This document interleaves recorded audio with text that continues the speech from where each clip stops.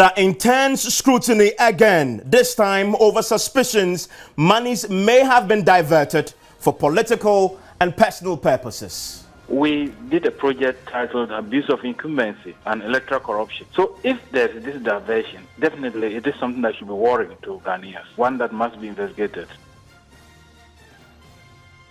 We will tell you why a member of Parliament's Finance Committee is asking questions about $38 million he claims SADA has so far failed to account for. This is Top Story with Evans Mensah.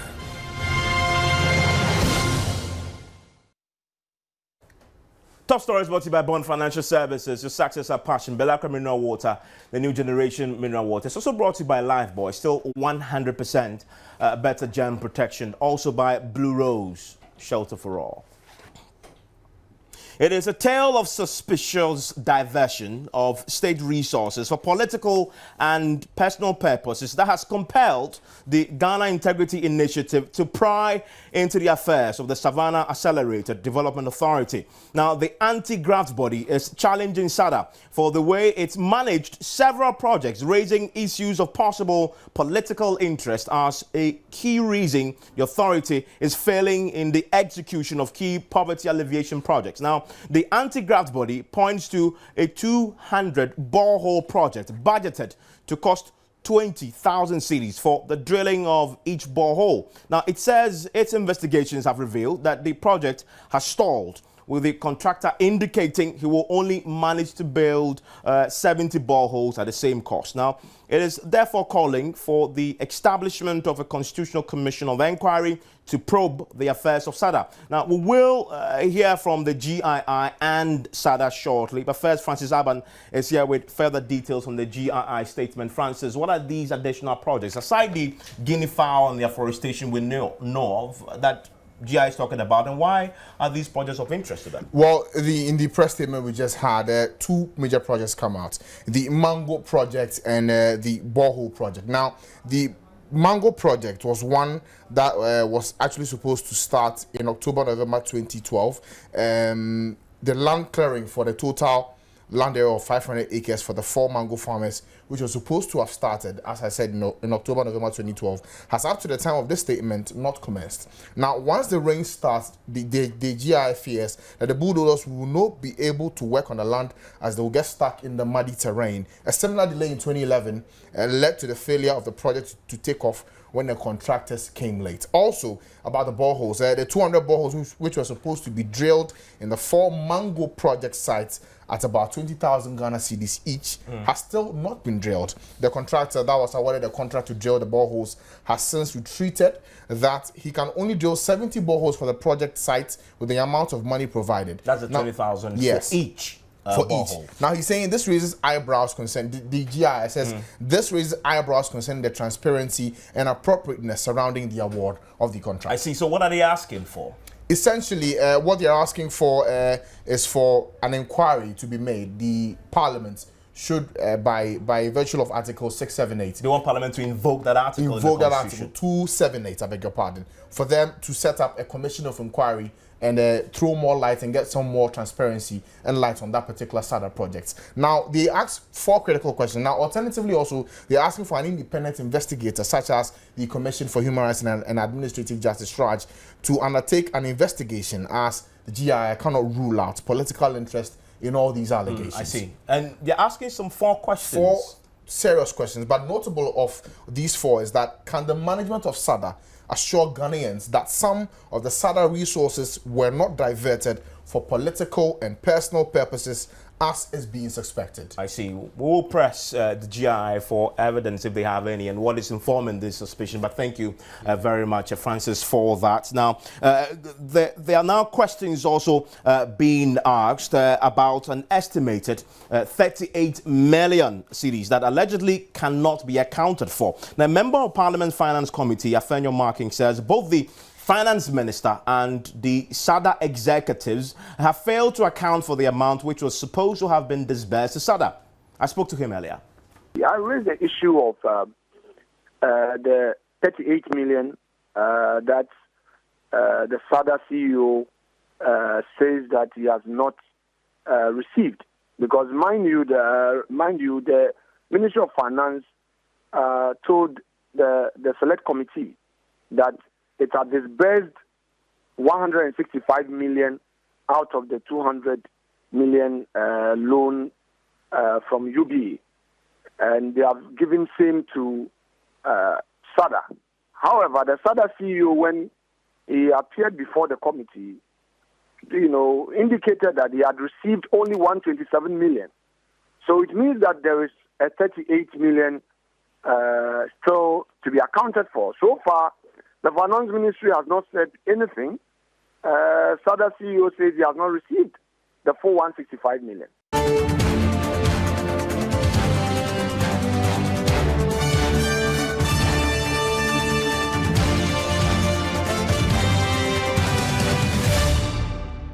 We can now speak to the Executive Director of the GII, Vitus Azeem, who is just joining us on the telephone line right now. Thank you, sir, for your time here on Top Story.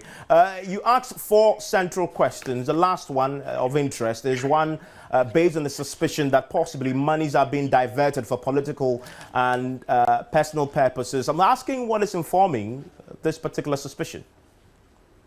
Well, we don't have evidence. We are just saying that from the anti-corruption perspective, it is a possibility. Remember, 2 of the projects are being handled by one person or one NGO. We don't know the process that went into deciding on that. That already raised eyebrows from the anti-corruption perspective. But the delays of these things during the election year also raises some suspicions. We are just talking about suspicions. We don't have any evidence. We are not saying definitely that there were corruption, but they were just saying that it gives, you can have some suspicions. And that's why we are calling for the investigation. I'm wondering, central questions, yes. You put it in a statement to the media. Have you directly informed the SADA authorities or indeed the relevant agencies of these concerns that you have, indeed to directly get some answers to these questions? No, we haven't talked to the SADA authorities at all. We're just raising this for a public debate. They promised they were going to come out with a press conference. That's about 2 weeks ago. We haven't seen that press conference.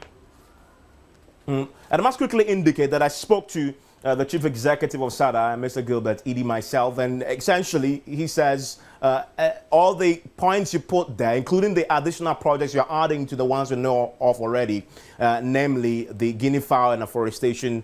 He says all the points you raise are baseless. He's studying the document and will respond appropriately soon. But let's talk about the call on Parliament to indeed invoke an article in the Constitution that will force government essentially to set up a commission. How realistic is that? Because really when you think about commissions of inquiry, is the President's prerogative to do so? Yes, it is the President's prerogative, but the article that we've quoted, 278, also allows Parliament to ask the President to appoint a committee to conduct investigation if it is of the matter is of national importance. And you think this qualifies? We think it qualifies because, you see, this is something that has been that was started as far back as 2007 under the NPP regime when they promised that they were going to release a certain amount of money for this project to take off. It never took off. And up to now, we still cannot boast of a particular project that has actually realized the initial goals that it was set up to do.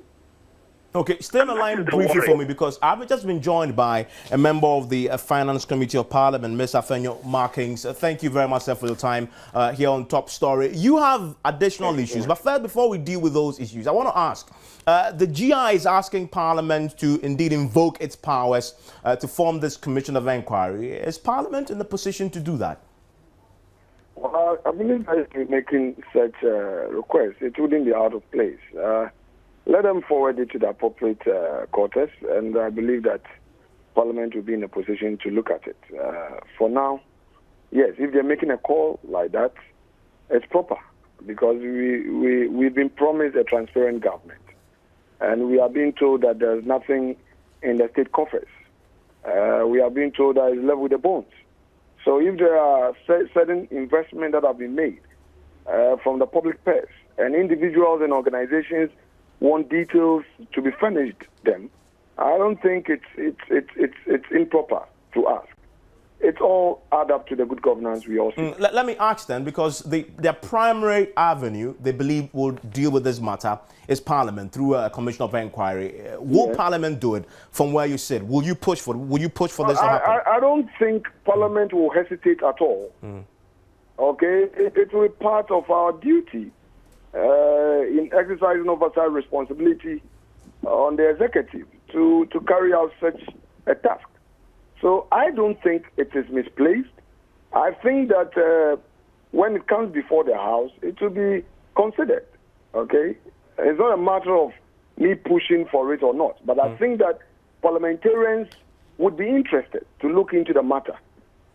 Let me ask about this 28 million that you talk, 38 million you talk about, that you believe there's some discrepancy in what you've heard from the finance ministry and what you've heard from the SADA executives. What exactly is the discrepancy? Yes, at the committee hearing, finance ministry briefed the House on the disbursement so far.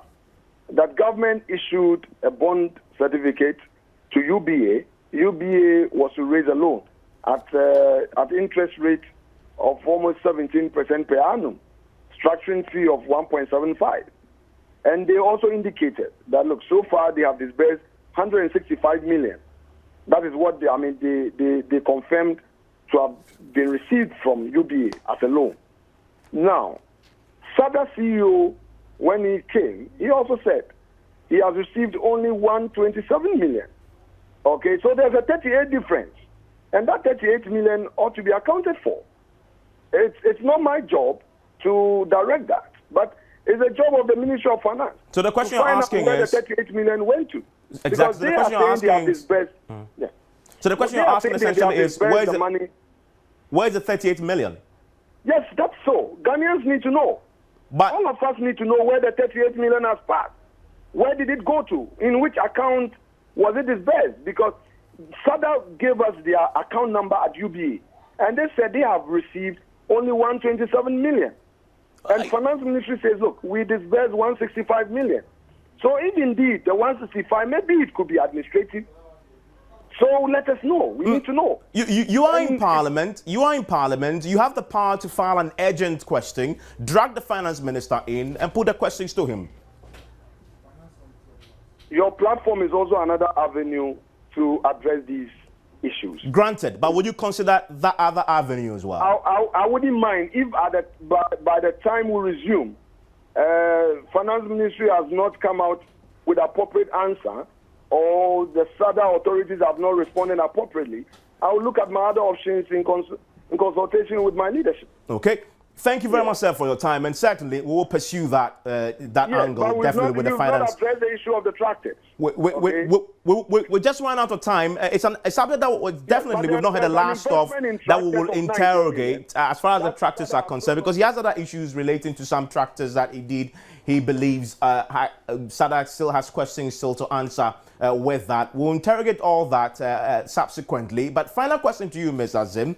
You also touch on the fact that Shraj should also take a keen interest in this. But Shraj will tell you that without a formal petition or complaint, their hands are tied. Will GRI consider filing a petition?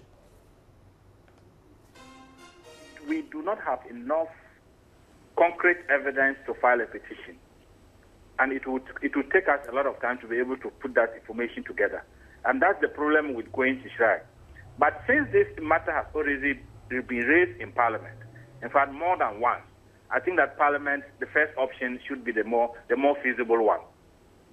Okay, thank you, sir, for your time. Vitus Azeem is the executive director with the Ghana Integrity Initiative. You can bet that this 38 million that Mr. Afenyo and a member of Parliament Finance Committee is talking about will seek some answers from the Finance Ministry and the SADA executives as to how the discrepancy came about. And is it really true that there's a discrepancy where we cannot account for 38 million cedis of the taxpayers' money? We will look at that in detail in 15 minutes. If you join us on Newsnight, my name is Evans Mensah.